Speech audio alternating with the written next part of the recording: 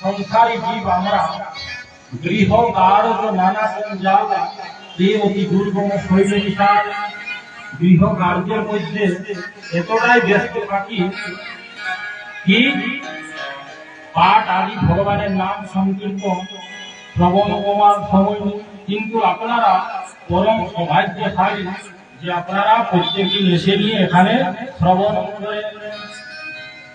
ভাগ্য দয়েন বহু জন্ম সমর্জিতেন সৎসঙ্গমং লভতে পুরুষ যদা বৈ অজ্ঞান হেতুকিত মোহমদ অন্ধকার নাশং বিধায় তদদয়তে বিবেকঃ।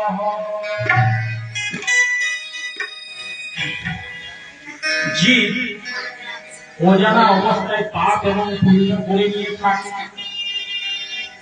পুণ্য কেমন করে অজানা অবস্থায় আপনি বাজার গেছে, বাজারের থেকে আসার সময় দেখলেন গাভী মাতা সেখানে বসে রয়েছে, পা দিলে মহারাজ কোনো কিছু জায়গা নেই, তাই আপনি ডান দিক দিয়ে নিয়ে চলে গেলেন।